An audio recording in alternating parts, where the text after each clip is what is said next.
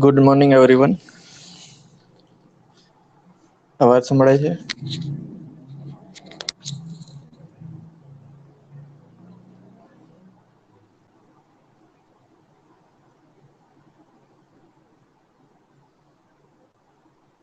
Am I audible? Yes, sir. Okay, fine. So, network edge વિશે આપણે કાલે જોયેલું, right? Basic definition આપેલી, what is client and what is server. And we have seen two topology, peer-to-peer network and client-server network. So, peer-to-peer network, right? Already हम लोगों ने देख लिया है पीयर टू पीयर नेटवर्क, जैसे डिस्कस किया था. सेकंड फिगर जो आपको दिख रही है उसमें पीयर टू पीयर नेटवर्क में हर एक कंप्यूटर एक दूसरे के साथ कनेक्ट होते हैं. अभी कोई एग्जांपल दे सकता है कि इसमें कौन यहाँ पे लिखा है डिस्ट्रीब्यूटेड क्लाइंट्स. सो डिस्ट्रीब्यूटेड क्लाइंट्स का कोई एग्जांपल दे सकते हैं कि कैसा हो सकता है, मतलब पीयर टू पीयर का कोई एग्जांपल. इसमें ऐसा है कि हर एक कंप्यूटर एक दूसरे के साथ कनेक्टेड है और सब कंप्यूटर एक दूसरे का जो भी इंफॉर्मेशन शेयर किया है वो एक दूसरे का इंफॉर्मेशन जो भी शेयर किया है वो यूज कर सकते हैं. और आपको कल मैंने एडवांटेज और डिसएडवांटेज बताया था, फिर से देख लेंगे. लेकिन पीयर टू पीयर बेसिकली एक बार रिपीट कर लेते हैं ताकि आइडिया आ जाए. Okay, peer-to-peer network group of computer which is connected together so that user can share resources and information, right? So in this case, there is no central location. I mean, there is no server uh, is there to authenticate user and storing files. Permission नहीं लेनी पड़ेगी server के पास, आप directly उसको resources access कर सकते हो, right? And जो भी दो कंप्यूटर एक दूसरे के साथ कनेक्टेड होंगे, मैंने आपको ABCD करके एग्जांपल दिया था, तो जो भी दो कनेक्टेड होंगे वो directly as a client server use कर सकते हैं. और ये जो है नेटवर्क वो एक्चुअली डुप्लेक्स टाइप का है. आपको पता है टाइप्स ऑफ नेटवर्क, जो काइंड ऑफ कम्युनिकेशन होता है वो एक्चुअली 3 टाइप्स के होते हैं. Simplex, half duplex and duplex. पता है ये डेफिनेशन? कम्युनिकेशन टाइप्स, फर्स्ट है simplex, second one is half duplex, and third one is duplex. पता है आपको कि बताओ? सिंप्लेक्स में क्या होता है कि एक ट्रांसमीटर होता है और दूसरा रिसीवर होता है, राइट? अभी यहाँ पे क्या होता है कि वन वे ओनली कम्युनिकेशन होता है, यानी कि ट्रांसमीटर जो भी है, सेंडर जो भी है वो मैसेज सेंड करेगा और रिसीवर सिंपली रिसीव करेगा. यहाँ पे टू वे कम्युनिकेशन नहीं है, सिर्फ एक जगह से सेंडिंग ही होगा, दूसरे साइड वो रिसीव करेगा. फॉर एग्जांपल आपके घर में जो केबल आता है वो टाइप ऑफ सिंप्लेक्स हो गया, सिंप्लेक्स कम्युनिकेशन हो गया, कि जहां से टीवी चैनल वाले जो ब्रॉडकास्ट करते हैं वो आप देख सकते हैं. आप ऐसा कर सकते हो कि जो भी टीवी सीरियल चल रही है उसके साथ बातचीत कर सकते हो two way? No, sir. No. So this is example of simplex. Again, second example YouTube. जो भी आपको वीडियो चाहिए YouTube सर्वर पे आएगा, आप देख लोगे, बस आप YouTube सर्वर के साथ जो भी जिसके वीडियो रखा हो उसके साथ बात नहीं कर सकते. तो ये हो गया सिंप्लेक्स. उसके बाद आता है हाफ डुप्लेक्स. हाफ डुप्लेक्स में क्या होता है कि एट अ टाइम कोई भी एक ही कनेक्शन दोनों साइड से होगा, लेकिन एट अ टाइम एक ही बंदा बात कर सकता है. जब तक वो खत्म नहीं हो जाएगा ट्रांसमीटर का और रिसीवर सब कुछ रिसीव नहीं कर सकते तब तक वेट करना पड़ता है. और रिसीवर साइड अगर सेंडर बन रहा है, ये इसी यहाँ पे आर जो लिखा है, रिसीवर साइड अगर यहाँ से यहाँ तक रिसीवर से ट्रांसमीटर तक देता जा रहा है तो वो वन वे कम्युनिकेशन हो गया. एट अ टाइम कोई भी एक ही ट्रांसमिट कर सकता है, और दूसरे को वेट करना है अगर दूसरे को सेंड करना है तो वो हो गया हाफ डुप्लेक्स। वॉकी टॉकी सुना है आप लोगों ने? तो वॉकी टॉकी में क्या होता है कि एक टाइम पे एक ही आदमी बोल देगा, उसके बाद ही दूसरा उसको रिस्पॉन्ड कर सकता है, राइट। काफी मूवी में आप लोगों ने देखा है कि वो लोग बोलते हैं, सिग्नल देते हैं ओवर एंड आउट, राइट। या तो मूवी में देखा है अल्फा बीटा करके देता है, राइट। पता चला हाफ डुप्लेक्स उसमें at a time only one, okay, at a time only one can communicate, एक ही ट्रांसमिट कर सकता है। और फुल यानी कि डुप्लेक्स में एट अ टाइम दोनों ट्रांसमिट भी कर सकते हैं एक साथ और दोनों रिसीव भी कर सकते हैं। जैसे कि मोबाइल में हुआ, मोबाइल कॉल कर सकते हो आप, तो दोनों वे ट्रांसमिट हो सकता है। ऐसा नहीं है कि एक बात करके स्टॉप हो जाएगा उसके बाद बात करना, राइट। एट अ टाइम दोनों एक साथ भी बात कर सकते हो, तो वो टू वे कम्युनिकेशन हो गया। Sender and receiver both can be send their data and communicate with each other at the same time, so that is duplex, right. So communication के तीन टाइप है, simplex, half duplex and duplex. Okay, example simplex का है, अपने घर में जो भी केबल टीवी चैनल आता है या वीडियो आप यूट्यूब से देखते हो वो हाफ डुप्लेक्स वॉकी टॉकी, और डुप्लेक्स जो टेलीकम्युनिकेशन में होता है वो डुप्लेक्स हो गया, या वीडियो कॉन्फ्रेंसिंग करते हैं वो भी डुप्लेक्स हो गया, राइट। एक साथ दोनों बात कर सकते हैं, लेकिन हमारे प्रोटोकॉल के हिसाब से हम लोग पहले सामने वाले का सुन लेते हैं उसके बाद रिस्पॉन्स कर सकते हैं, लेकिन एक्चुअली में ऐसा अलाउ है कि दोनों एक साथ में डेटा ट्रांसमिट कर सकते हैं, राइट। तो this is a communication type. तो यहाँ पे भी वैसा ही होगा कि अगर at a time for example दो कंप्यूटर ए और बी एक साथ कम्युनिकेशन कर सकते हैं, तो वो डुप्लेक्स हो गया, राइट। दोनों एक साथ सेंड कर सकते हैं, लेकिन नेटवर्क उस टाइम पे यूटिलाइज हो रहा होगा, तो दूसरे को वेट करना पड़ेगा जब तक इसका कम्युनिकेशन खत्म नहीं हो जाए, राइट। वो आप लोग नेक्स्ट चैप्टर में पढ़ोगे कि कैसे वो कैरियर सेंस करता है और वो टोपोलॉजी किसके हिसाब से काम करती है। लेकिन अभी इतना याद रखो कि अगर दो कम्युनिकेशन में चल रहे हैं तो दूसरे को वेट करना पड़ता है, फाइन।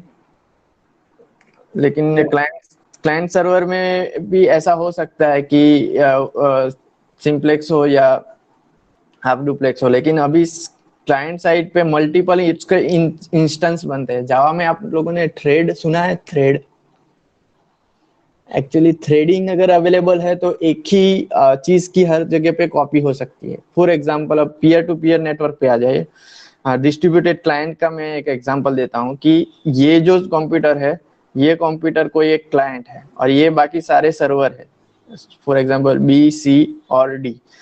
फॉर एग्जांपल ऐसा एज्यूम करो कि बी जो कंप्यूटर है उसके साइड पे, बी कंप्यूटर पे हम लोगों ने एडिशन का प्रोग्राम बनाया हुआ है, सी कंप्यूटर है उसमें सब्ट्रैक्शन का प्रोग्राम बनाया है, और ये डी कंप्यूटर है उसमें डिवीजन एंड मल्टीप्लिकेशन का कोड बनाया है। तो हम लोगों को क्या करना है कि कोई भी कंप्यूटर एक दूसरे के साथ कनेक्ट कर सकता है, लेकिन हम लोगों ने डिस्ट्रीब्यूट कर दिया कि एक ही कंप्यूटर पे लोड ना आ जाए, इसलिए हम लोगों ने वर्क को डिस्ट्रीब्यूटेड कर दिया कि ये कंप्यूटर सिर्फ एडिशन करेगा, ये सिर्फ सब्ट्रैक्शन करेगा, ये सिर्फ डिवीजन करेगा, राइट।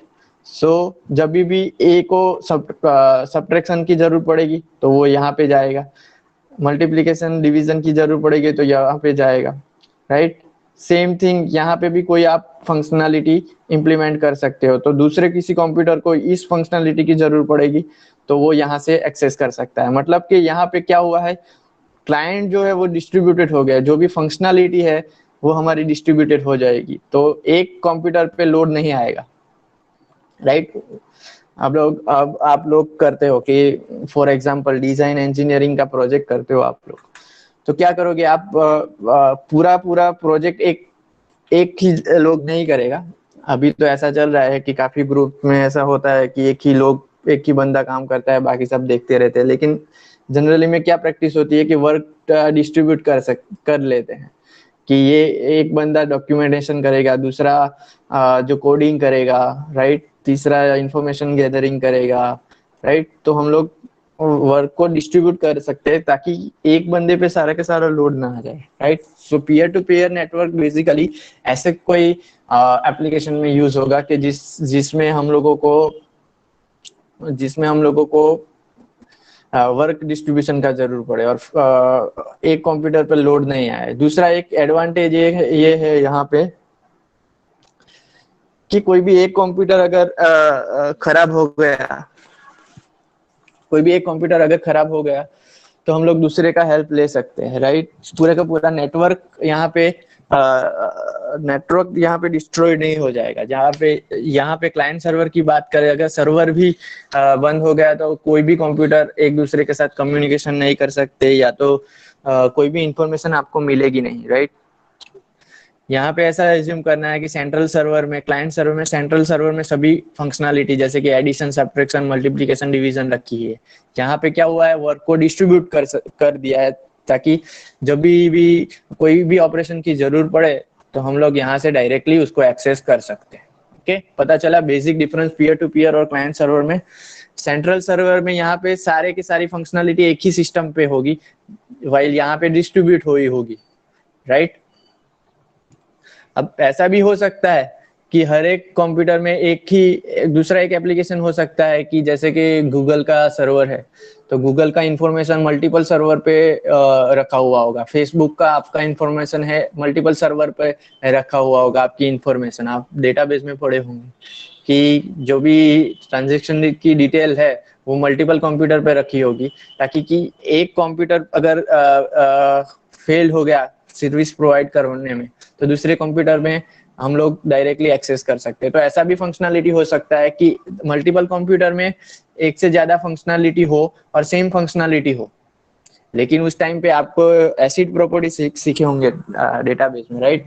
उसमें अगर एक कंप्यूटर में अगर किसी डेटा को अपडेट किया तो हर एक कंप्यूटर में अपडेट करना पड़ेगा। तो यहाँ पे ऐसा हो सकता है कि उस टाइम पे ट्रैकिंग नहीं रहेगी कि हम लोगों ने कौन से कंप्यूटर का यूज किया, तो दूसरे में उसका रिफ्लेक्ट होना चाहिए। अभी फेसबुक वैसे कर रहे हैं कि हम लोगों ने कोई भी इंफॉर्मेशन, कोई भी इमेज को अपलोड किया, वीडियो को अपलोड किया, राइट, तो उसके मल्टीपल सर्वर होंगे, राइट।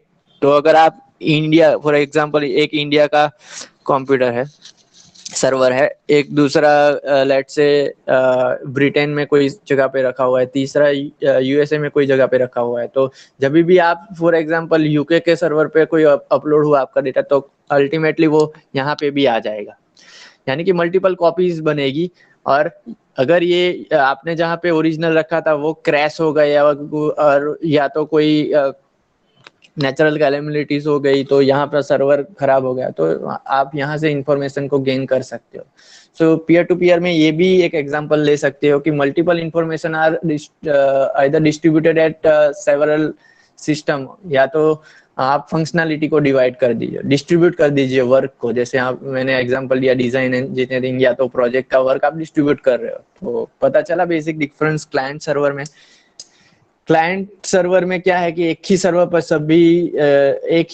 सभी चीज एक ही सर्वर पे अवेलेबल होंगी। तो उसमें एक डिसएडवांटेज, बड़ा डिसएडवांटेज ये है कि अगर सेंट्रलाइज सर्वर क्रैश हो गए या तो वीक हो गया या तो स्लो हो गया तो काफी लोड बढ़ सकता है, राइट।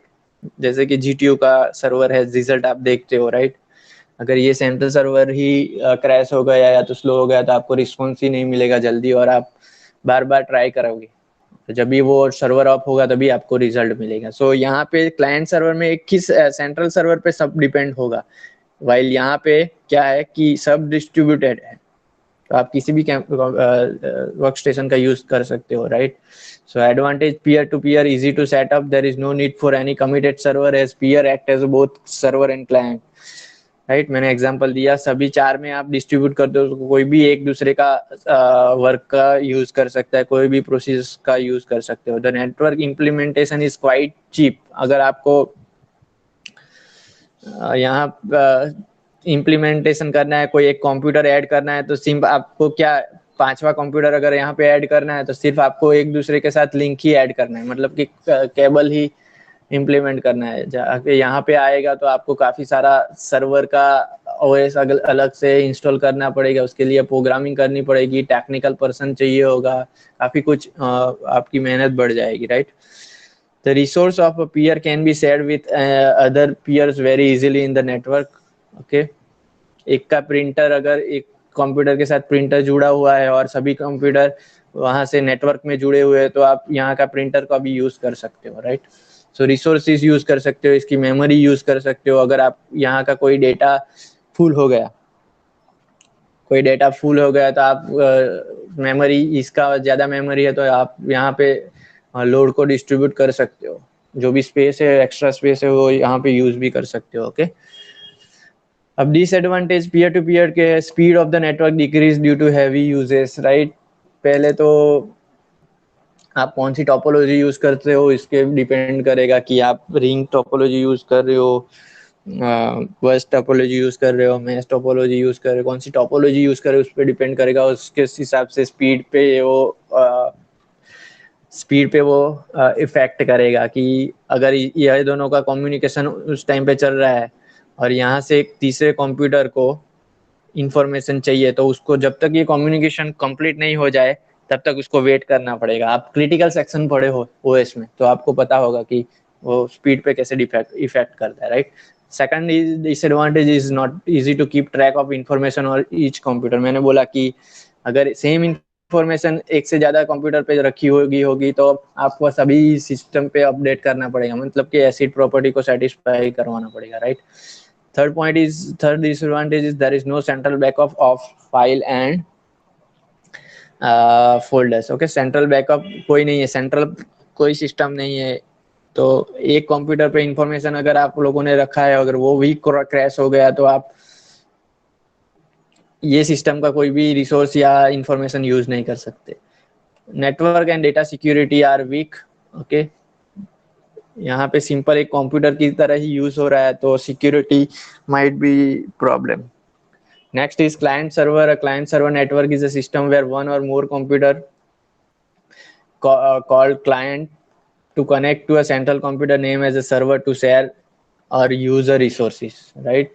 GTU का सर्वर है और आप एक क्लाइंट हो, जो आप क्लाइंट उसका सर्विस यूज कर रहे हो। Client request a service from a server, server से सर्विस का रिक्वेस्ट करेगा, विच में include running an application, quarrying a database, printing a document, performing a backup and recovery process. The request made by a client is handled by the server, right? दूसरा example drive, Google का drive एक server है जहाँ पे आप अपना information store करोगे और जब भी रिक्वायर होगा तो वहां से आप वो इंफॉर्मेशन को कलेक्ट करोगे या डाउनलोड करोगे। यूट्यूब एक सर्वर है जहाँ पे इंफॉर्मेशन रखी हुई है, आप जब भी कोई भी वीडियो का रिक्वायरमेंट हो तो वो आप सर्विस यूज कर सकती है। आप मेरे ख्याल से अगर आपने DBMS में डेटाबेस यूज किया होगा तो वो सेंट्रल एक डेटाबेस बनाया होगा, वहां से आप क्वेरी फायर करते हो, वहां पे टेबल बनाते हो, डेटाबेस बनाते हो और वहां से क्वेरी फायर करके आपको इंफॉर्मेशन मिलेगी। तो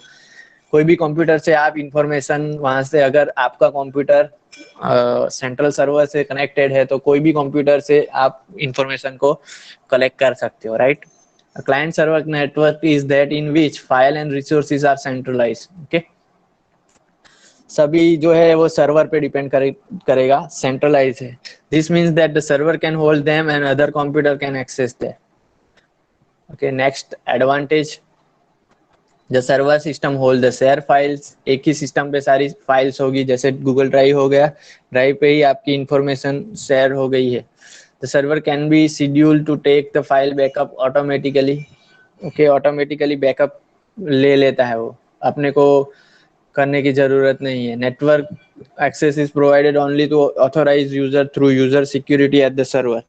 अगर सर्वर में सिक्योरिटी इंप्लीमेंट किया हुआ है तो आप इजीली उसको, ऑथोराइज है अगर, तो आप उसको एक्सेस कर सकते हो। गूगल ड्राइव में अगर आपने रखा है तो सिर्फ आप ही उसको एक्सेस कर सकते हो, अगर दूसरे के पास आपका ईमेल एड्रेस और पासवर्ड नहीं है तो वो एक्सेस नहीं कर सकता। अगर आपने परमिशन नहीं दी है तो आप गूगल ड्राइव के जो भी सर्वर है वहां से कोई भी इंफॉर्मेशन रिट्राइव करने की परमिशन अगर आपने नहीं दी है तो आप ऑब्वियस थिंग है कि वो उसको एक्सेस नहीं कर सकते। The server system is a kind of central repository for sharing a printer with the client. Okay, ये सर्वर एक प्रिंटर भी हो सकता है कि जहां से आप इंफॉर्मेशन को गैदर कर सकते हो। Internet access, email routing, and such other networking tasks are quite easily managed by the server. Okay, Google internet access provide करता है, ईमेल को राउट करता है, राइट।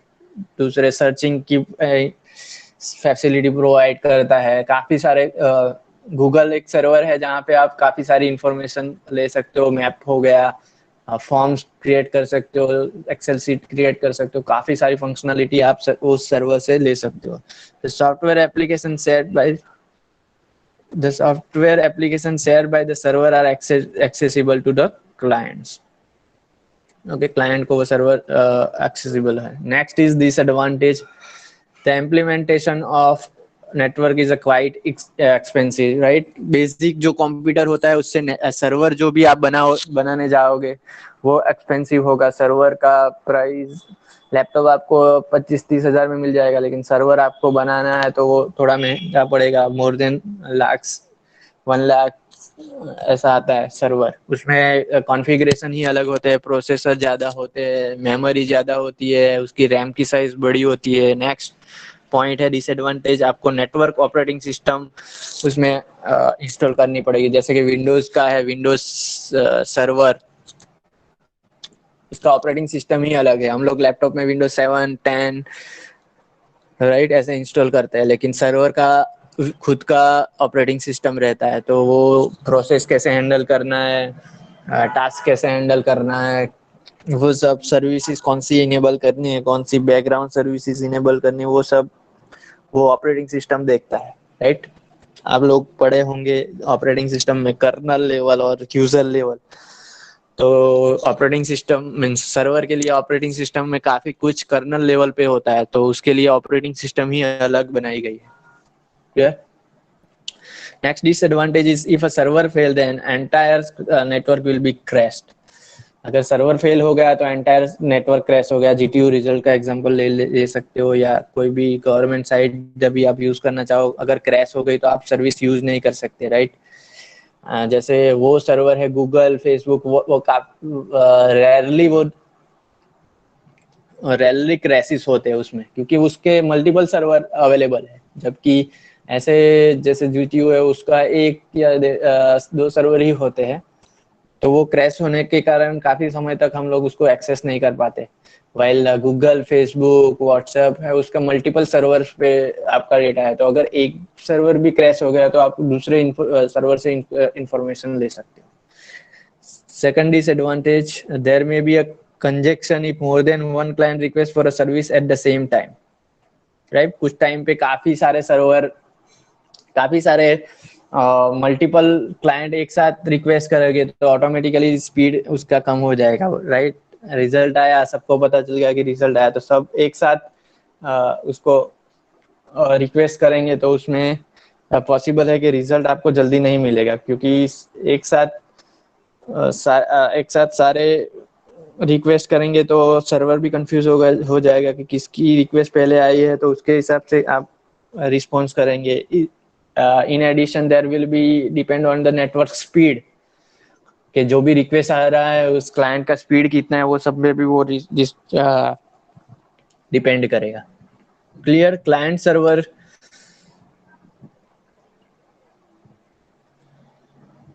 क्लाइंट सर्वर में किसी को problem? No sir. Okay, no sir.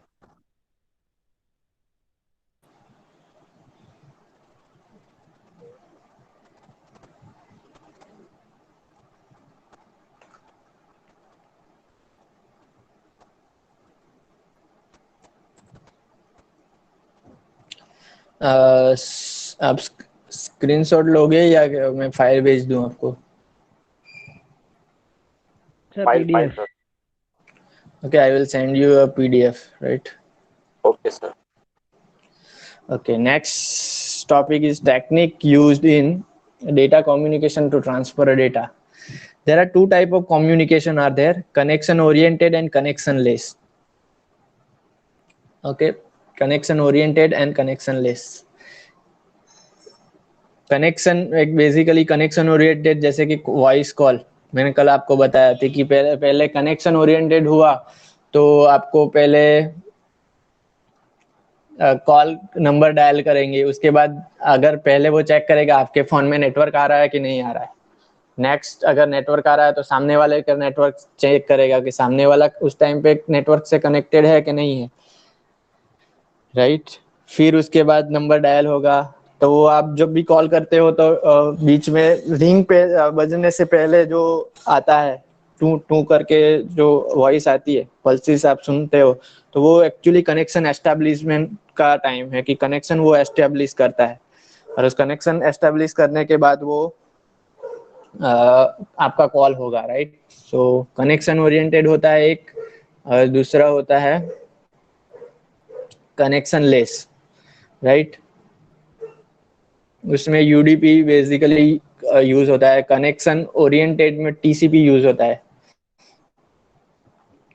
Okay, तो यहाँ पे कनेक्शन करने की जरूरत नहीं है। जैसे कि ईमेल है, ईमेल में आप कनेक्शन लेस एग्जांपल ले सकते हो कि ईमेल में आपको सामने वाला उस टाइम पे अवेलेबल है कि नहीं है वो चेक करने की जरूरत नहीं है। आप मैसेज ड्रॉप कर दीजिए, सामने वाले का जो भी रिसीवर है उसका एड्रेस आपके पास है, अगर वो एड्रेस आपके पास हुआ तो आप डायरेक्टली उसको सेंड कर दोगे और जो भी मैसेज होगा वो सामने वालों को पहुंच जाएगा, वेदर वो एटलीस्ट उसका जो भी ईमेल है उसके सर्वर पर पहुंच जाएगा। उसको वेट करने की जरूरत नहीं है कि वो अवेलेबल है कि नहीं है, right. So that is connection less. अब व्हाट इज इन डिटेल हम लोग देते हैं कनेक्शन ओरिएंटेड मेथड क्या होता है। Connection oriented communication include the step of setting up a call from one computer to another, transmitting and receiving data and then releasing the call just like a voice phone call. Voice phone call की तरह है। पहले step में call setup करते हैं, फिर अगर वो सक्सेस हुआ सेटअप, देन हम लोग डेटा मींस वॉइस एक्सचेंज करते हैं और देन कॉल को कट कर देते हैं, तो कनेक्शन वो रिलीज हो गया। The network connecting the computer is a packet switch network unlike the phone system which is circuit switch network. यहाँ पे कंप्यूटर आ गया तो उसमें पैकेट स्विच नेटवर्क होता है। ये स्विचिंग टेक्निक आपको चलाई कि बाकी है? Circuit switching, packet switching, message passing, this are three switching technique कि आपका मैसेज एक सिस्टम से कैसे पहुंचेगा दूसरे सिस्टम के ऊपर, वो सारी टेक्निक्स है। वो चलाई कि बाकी है? बाकी है सर। ओके, तो वो मैं बाद में बताता हूँ, right. So basically network connecting जो होता है वो कनेक्शन ओरिएंटेड पैकेट स्विचिंग होता है। यहाँ पे जो कॉल में होती है वो सर्किट स्विचिंग में होती है। Connection oriented communication is done in one of the two way, either it is without virtual circuit और विथ अ वर्चुअल सर्किट। एक सर्किट बिल्डअप होती है, जो भी कनेक्शन एस्टेब्लिश होता है उसमें आइदर एक कनेक्ट सर्किट जैसी वर्चुअल सर्किट तो बनती है, लेकिन हम लोगों को पता नहीं चलता कि एक्चुअली में वहां पे कोई एक सर्किट बनी है, और इधर विदाउट वर्चुअल सर्किट। तो टीसीपी जो है वो हुआ विदाउट वर्चुअल सर्किट। तो वो क्या है? This is an what TCP does on the internet. The only two machine on the internet are aware of the connection which is established between the two computer at the end point, right. दो computer एक दूसरे के साथ internet पे connect हो रहे हैं तो उन दोनों को ही पता चलेगा कि कोई एक कनेक्शन बना है। कनेक्शन बना है तो उसमें बेसिकली कनेक्शन एस्टेब्लिश करने से पहले वो एक दूसरे का एड्रेस यानी कि आईपी एड्रेस एक्सचेंज करेंगे कि सेंडर का एड्रेस ये है, रिसीवर का एड्रेस ये है, पता चल रहा है। तो सेंडर का एड्रेस एक्सचेंज करेंगे, फिर दोनों का लोकेशन पता चलेगा नेटवर्क में। नेटवर्क का लोकेशन पता चलने के बाद एक रूट एस्टैब्लिश होगा कि फॉर एग्जांपल आपको नवसारी और अहमदाबाद के बीच में कनेक्ट करना है, तो आपको पता चलेगा कि यस नवसारी वाले का एड्रेस ये है और अहमदाबाद वाले का एड्रेस ये है। फिर आप रूट डिसाइड करोगे कौन से रूट से जाना है, राइट। देयर में भी multiple route is available to transfer your data. So उसमें से शॉर्टेस्ट पाथ कौन सा है, वो रूट एक एस्टेब्लिश होगा। दूसरा एक रूट भी अल्टरनेट रूट भी एस्टेब्लिश होता है कि अगर शॉर्टेस्ट पाथ में कोई बीच में कोई कुछ प्रॉब्लम आ गया और वो दोनों का रूट जो कनेक्शन जो बना हुआ है अगर ब्रेक हो गया किसी कारण, राइट, तो दूसरा पाथ कौन सा लेना है वो सब डिसाइड होता है। तो उसको वो एक सर्किट बनती है। The internet itself, its router and links have no information about presence of the connection between two computers. So without virtual circuit में ऐसा नहीं होता है कि connection establish हो गया लेकिन root कौन सा लेना है वो पता नहीं चलेगा। This means that all the packet flowing between two computer can flow different route.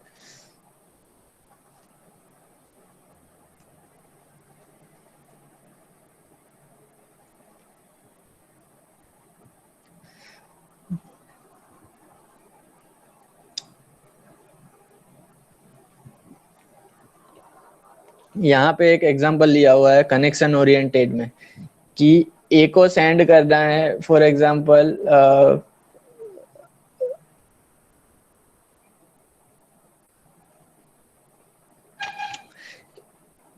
आपका कोई भी मैसेज होगा वो एक्चुअली डिवाइड हो गया पैकेट में, तो उसको पैकेट बोलते हैं। One message is divided into multiple partition. जैसे हम लोगों ने वीआरसी में देखा था कि 12 बिट का कोई नंबर है तो उसको हम लोग इक्वल पार्टीशन में कन्वर्ट कर दे, यानी कि 4 बिट का एक पार्टीशन बन गया। तो जो आप लोग पार्टीशन कर रहे हो उसको बोलते हैं पैकेट। क्लियर? एक मैसेज पूरा मैसेज था लेकिन उसको हम लोगों ने 12 बिट को डिवाइड कर दिया 3 equal parts and each having 4 bit. एक जो है उसको 4 बिट में डिवाइड किया तो उसको पैकेट बोलते हैं। क्लियर? पैकेट। अब ऐसा हो सकता है कि अगर ए सेंड कर रहा है डी को तो पैकेट कोई भी फ्लो में आपको जा सकता है, राइट। और रिसीवर साइड पे क्या होगा, उस पैकेट का सीक्वेंस नंबर मैनेज किया होगा कि पैकेट नंबर 1 है, पैकेट नंबर 2 है, पैकेट नंबर 3 है। अब फॉर एग्जांपल आपका डेस्टिनेशन डी है, राइट, आपका डेस्टिनेशन डी है तो आप पहला डायरेक्टली सीक्वेंस नंबर 1 नंबर का जो पैकेट था वो डायरेक्टली यहाँ से आ गया। दूसरा नंबर का पैकेट वाया ए टू सी गया, सी के बाद डी में आएगा। और तीसरा है कि ए सी बी और डी ये ये सीक्वेंस में मतलब कि ये रूट से आएगा। तो ऐसा फिक्स नहीं है वर्चुअल सर्किट में कि कौन से नंबर पे पैकेट आ रहा है, राइट। पता चला एक नंबर का packet directly A to D आ गया, दूसरे नंबर का पैकेट जो था, जो दूसरा नंबर का सीक्वेंस नंबर का पैकेट था वो ए पहले गया सी से और उसके बाद डी पे आया। तीसरा नंबर का पैकेट है वो ए सी बी डी से आया। आई थिंक डीएस में आप शॉर्टेस्ट पाथ सीखे होंगे शायद, राइट। तो वो पाथ डिवाइड होता है। तो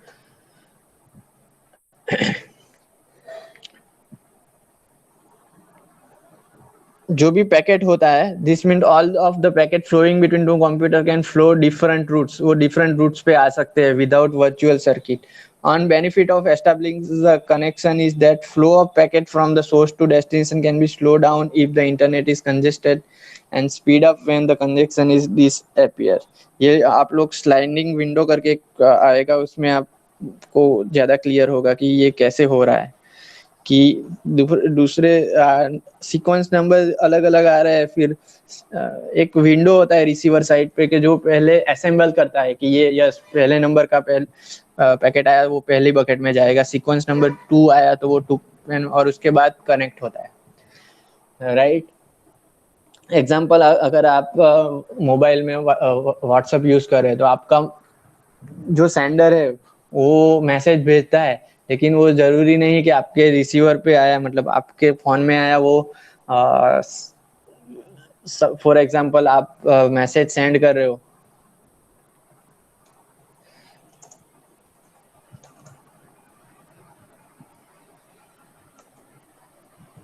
आपका 3 पैकेट ऐसा है और उसका डिवाइड कर दिया कि एक नंबर पे हाई है, 2 नंबर पे हेलो है, 3 नंबर पे इंडिया है।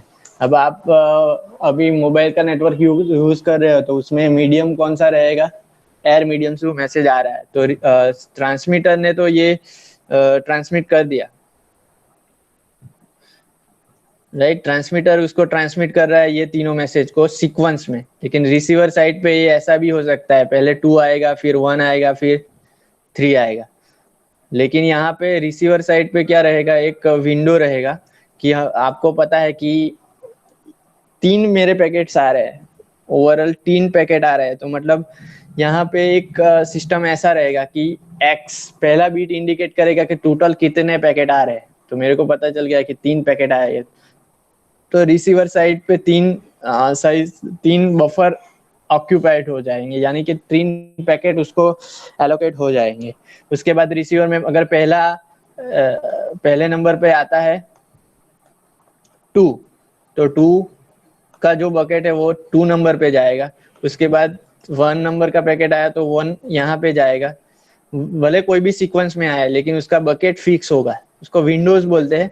और वो वहां पे ऐसे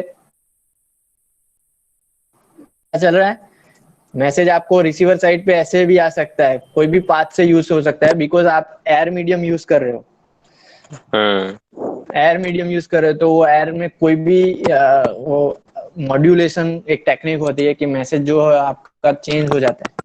कोई भी सीक्वेंस में आ रहा है तो पहले हेलो हाय, उसके बाद ऐसे आ रहा है, लेकिन रिसीवर साइड पे उसका विंडोज फिक्स बना हुआ है, तो वो पहले नंबर का पैकेट का इसका सीक्वेंस ऑलरेडी दिया हुआ है कि हेलो है वो 2 नंबर पे, तो वो यहाँ पे ही असेंबल होगा। उसके बाद दूसरा मैसेज आ रहा है जिसका हाई है, उसका सीक्वेंस नंबर 1 है, तो वो यहाँ पे रख देगा, ऐसे ऐसे करके आता है।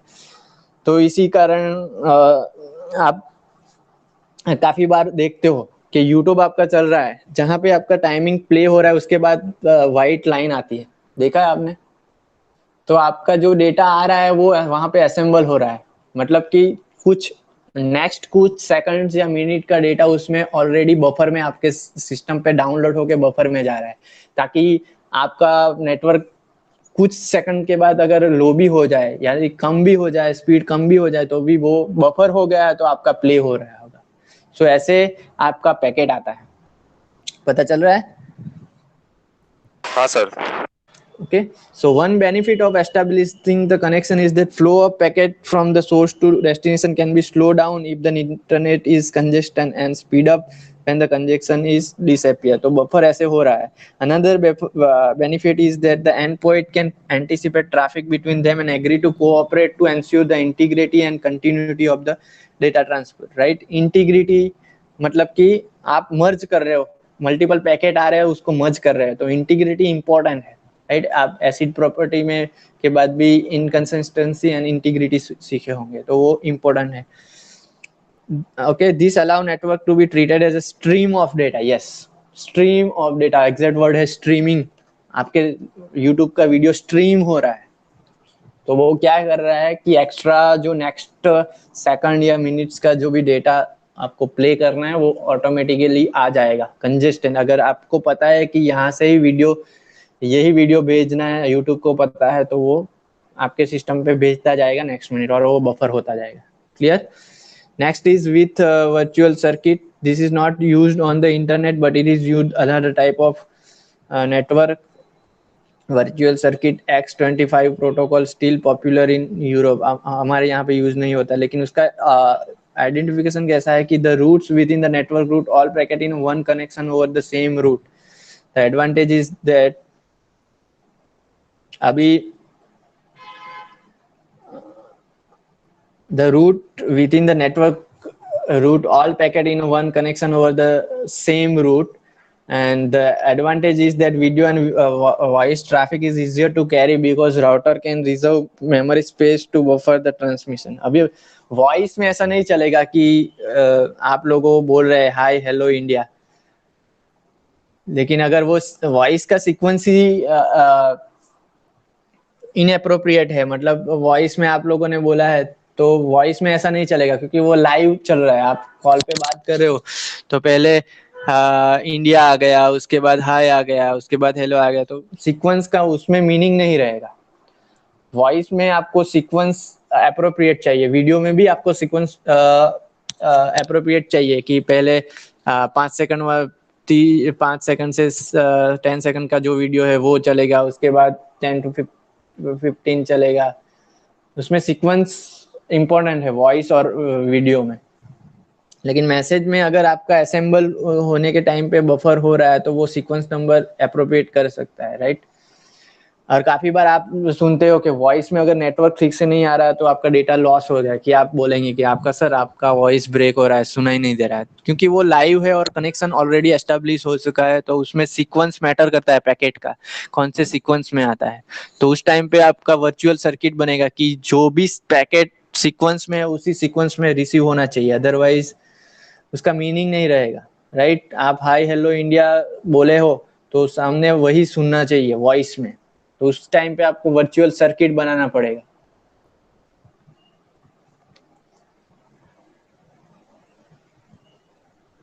And the last one is connectionless. उसमें तो कुछ भी फिक्स नहीं होगा। Connectionless communication is just packet switching where no call establish and release is occur. Connection होगा ही डायरेक्टली, मैसेज सेंड हो जाएगा, जैसे मैंने बोला ईमेल, राइट। दूसरा example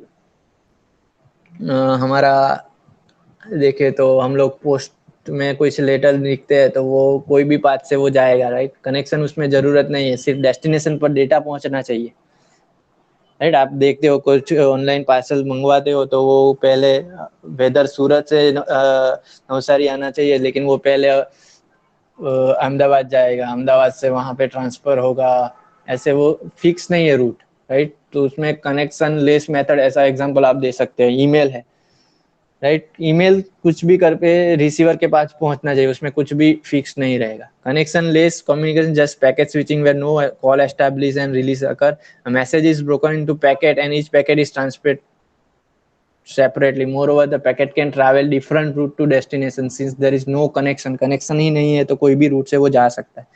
connection less service is typically provided by UDP, okay, user data protocol, and connection oriented जो होगा वो TCP, transport okay protocol. The packet transfer using UDP are also called datagram. Connection less में फिर से कोई भी sequence में आ सकता है, ओके। यहाँ पे कोई भी कनेक्शन नहीं बना है। तो ये ऐसा डिफरेंस मैंने बोला था कि कोई भी डिफरेंस अगर पूछेंगे तो ऐसे फीचर्स के साथ कंपेयर करें तो अच्छा दिखता है और मार्क्स अच्छे मिलते हैं। फिर आप कुछ यहाँ पे कुछ कनेक्शन लेस में कुछ अलग लिखेंगे टॉपिक और यहाँ पे कुछ अलग लिखेंगे तो वो आपको पता नहीं चलेगा।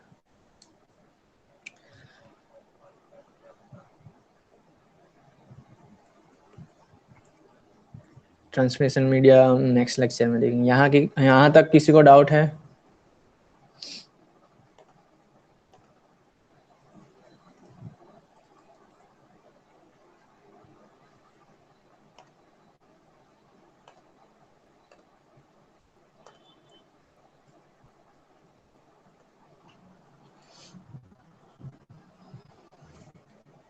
No sir. ओके, अटेंडेंस का लिंक सेंड किया है, भर देना। और मैं ये वर्ड फाइल अब तक जितना चला है वो आपको सेंड कर देता हूँ, ओके। अटेंडेंस भरने के बाद आप डिस्कनेक्ट कर सकते हो।